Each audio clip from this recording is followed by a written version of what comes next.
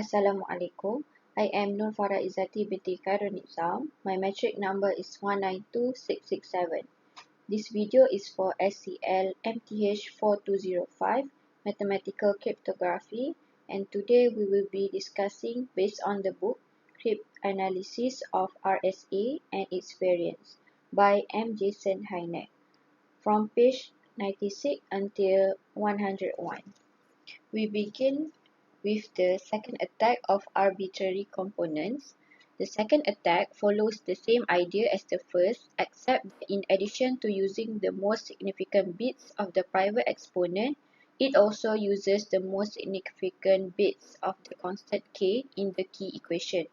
In particular, let bit n be an RSA modulus, E equals to big N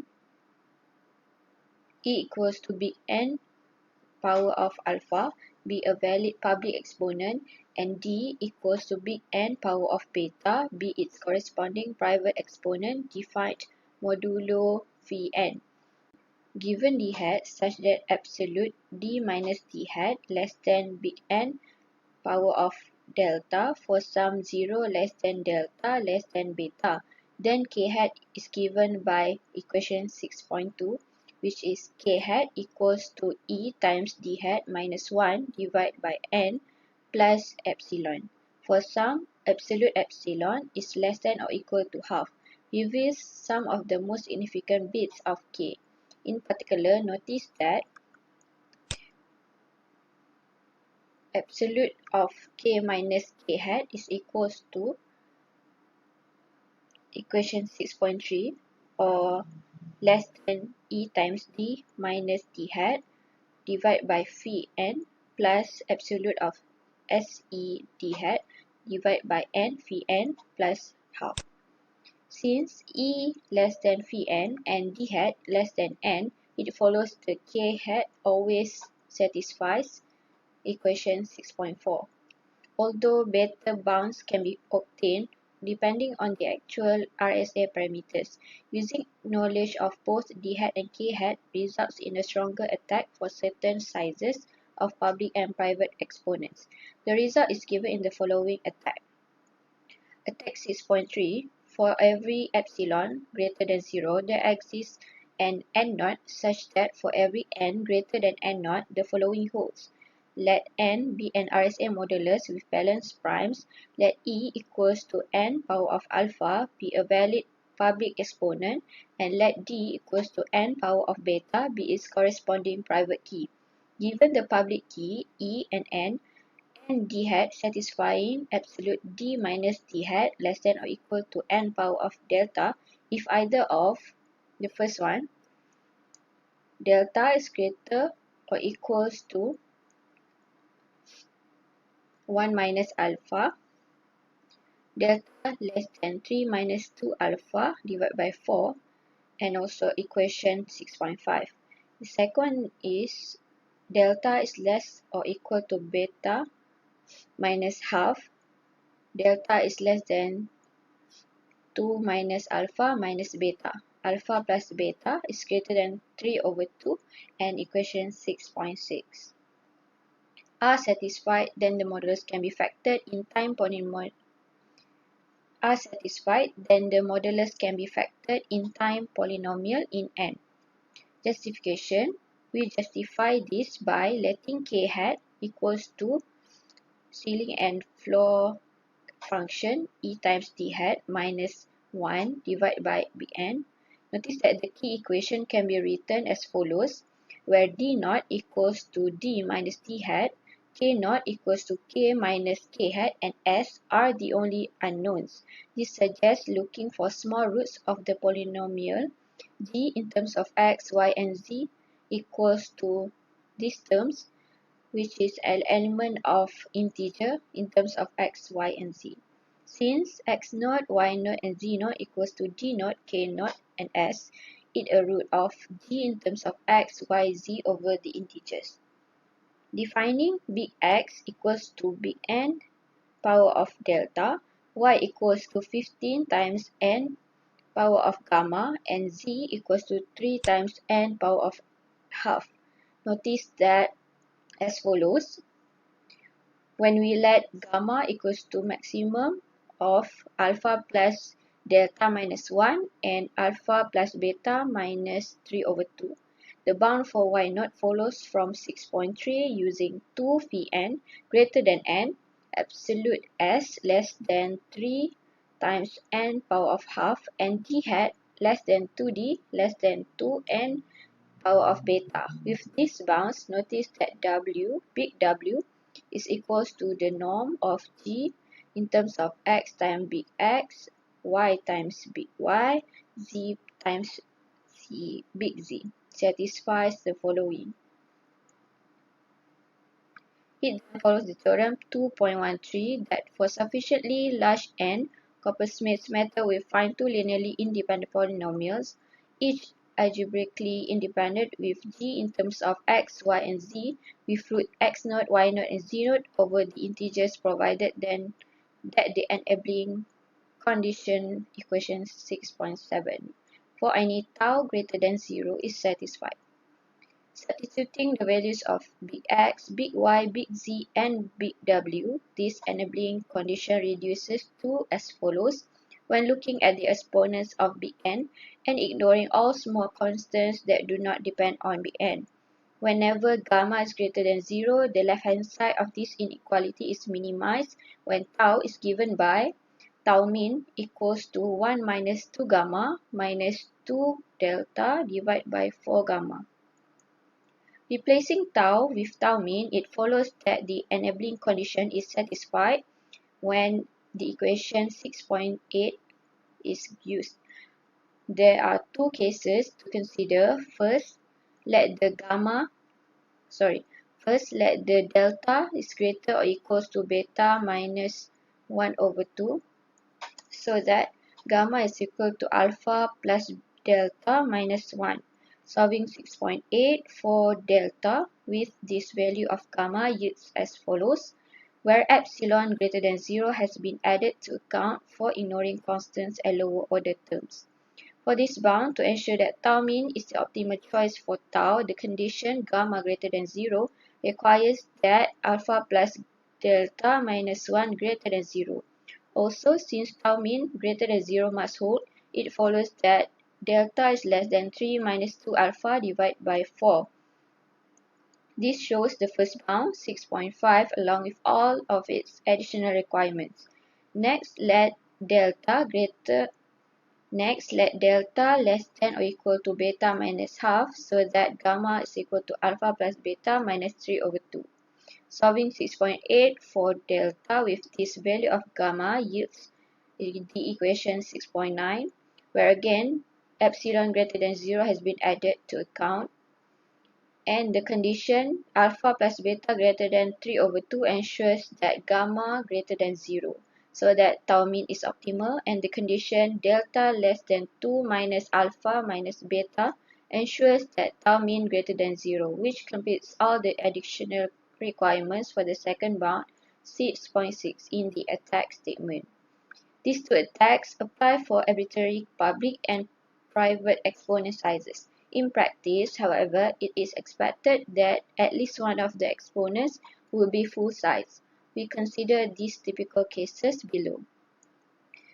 For 6.2.2, full size public exponent, when the public exponent is full size, there are partial key exposure attacks that can break RSA for any size of private exponent, provided enough of the most significant bits of the private exponent are known. There are two types of attacks. First one is attack 6.4. For every epsilon greater than 0, there exists an n0 such that for every n greater than n0, the following holds. Let big N be an n-bit RSA modulus with balanced primes, let E be a valid public exponent, and let D equals to big N power of beta be its corresponding private exponent defined modulo Vn. Given the public key E and N and D hat satisfying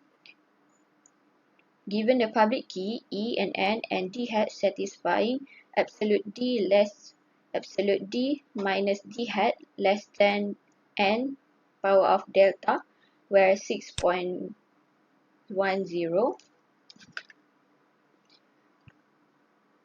Given the public key E and N and D hat satisfying absolute D minus D hat less than N power of delta, where delta is less than or equal to 5 over 6 minus 1 over 3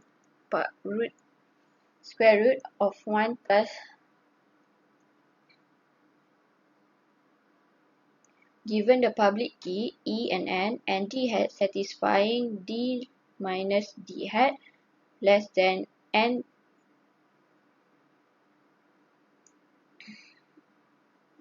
Given the public key E and N and D hat satisfying absolute of D minus D hat less than N power of delta, where delta is less than or equal to 5 over 6 minus 1 over 3 square root 1 plus 6 beta minus epsilon.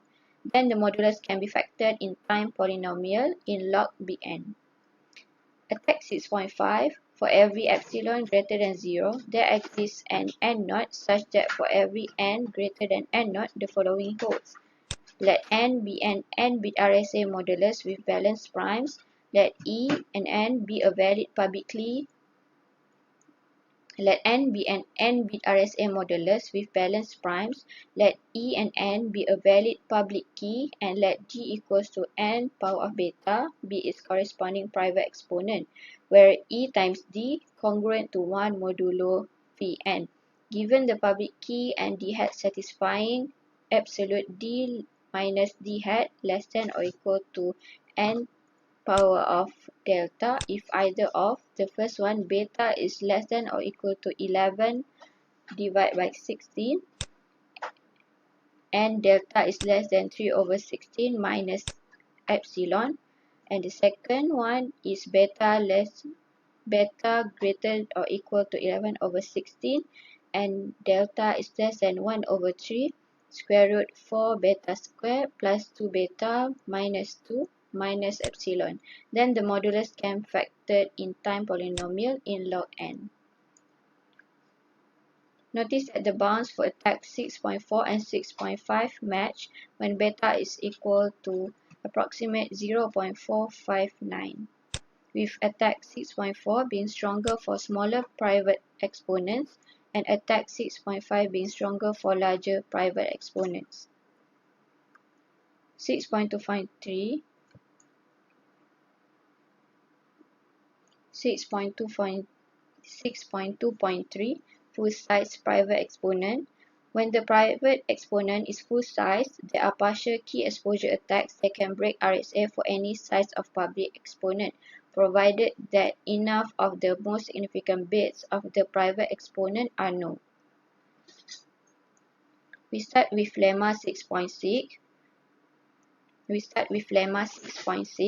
Let big N be an RSA modulus with balanced primes. E equals to big N power of alpha be exponent.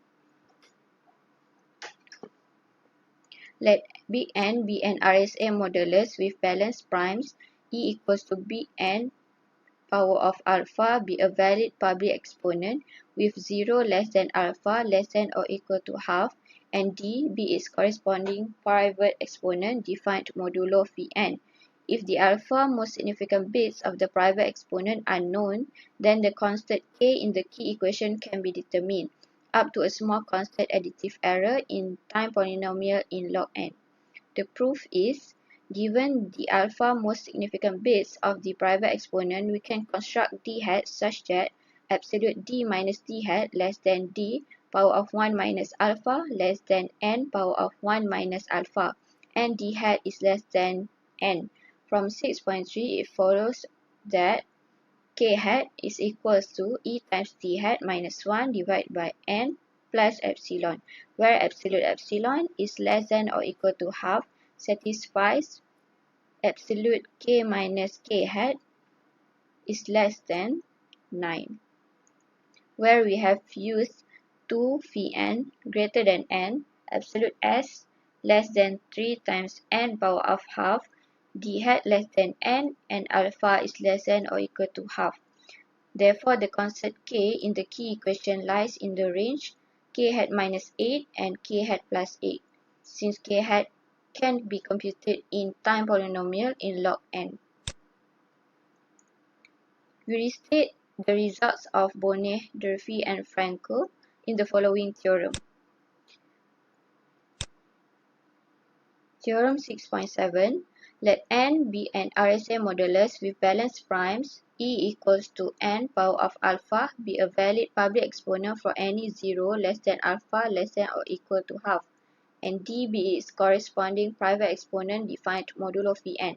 Let k be the constant in the key equation and let E equals to gamma times k for some gamma greater than 1. Given that 1 minus alpha most significant bits of the private exponent D modulus n can be factored in time polynomial log n and gamma. The proof is, given the 1 minus alpha bits of the private exponent, first construct d hat such that absolute d minus d hat is less than that.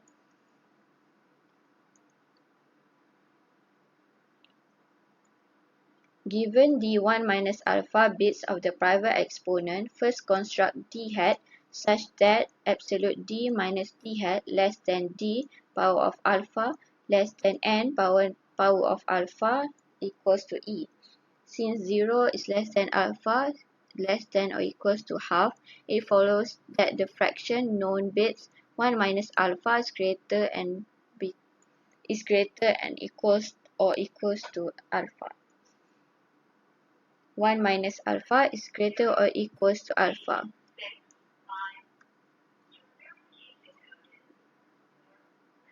Assuming for now that we know k can be computed, dk equals to E inverse mod k.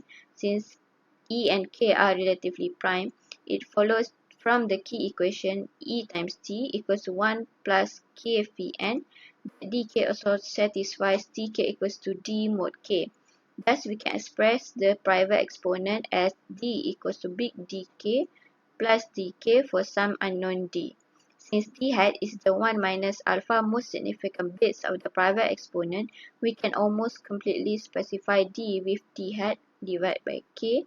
Notice that the private exponent can be written as follows. Where everything on the right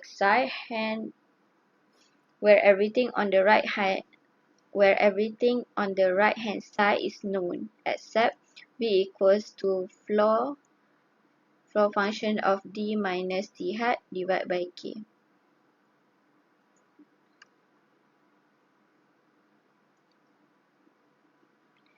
Since absolute of v is equals to gamma, there are at most only two floor functions of gamma plus one possible integer values of v that can be v. There are at most only two floor functions of gamma plus one possible integer values that v can be.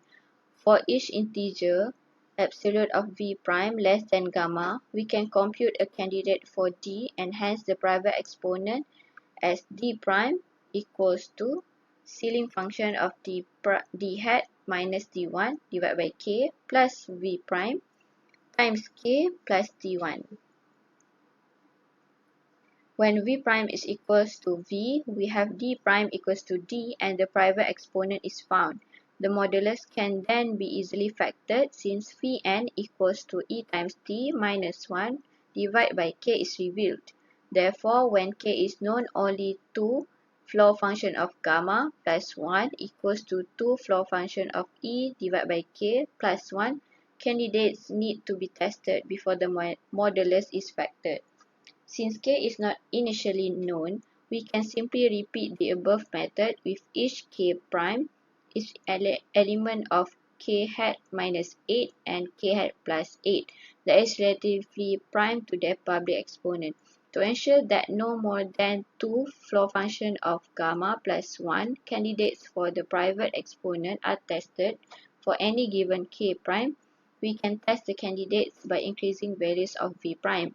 That is, we fix v prime equals to 0 and try each candidate for each value of k prime. Then fix v prime equals to plus minus 1 and try each candidate for each value of k prime. And continue in this way until k prime equals to k and v prime equals to v, which reveals D and factors the modulus. In this way, at most 17 times 2 floor function of gamma plus 1 candidates for the private exponent need to be constructed and tested. Since all computations can be done in time polynomial in log n, the result follows. Next, we will continue with the example from the textbook.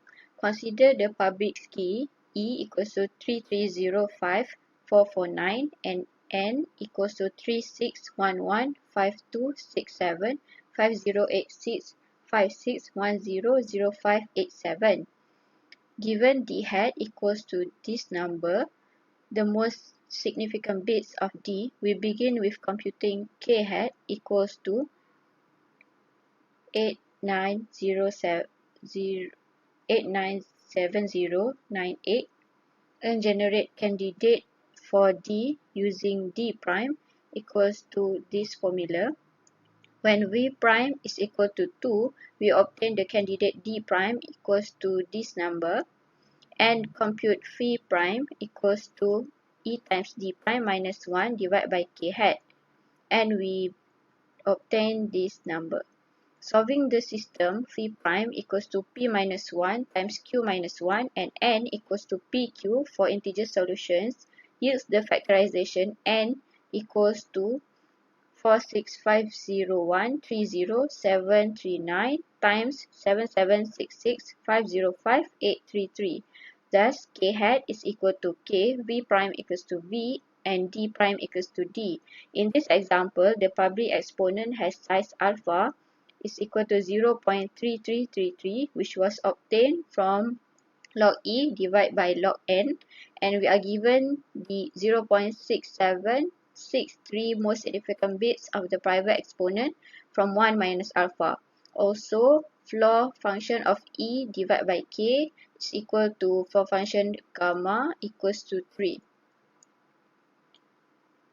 Next, we will proceed with my own example.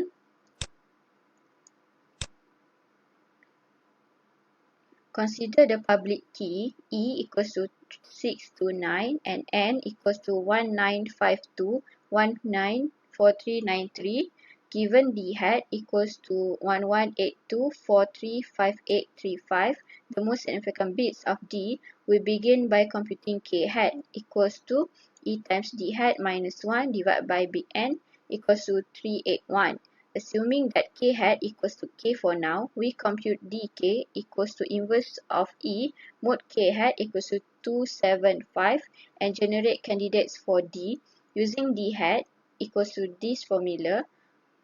When V prime equals to 0, we obtain the candidate D prime equals to 1182436061 and compute phi pi equals to 1952105728.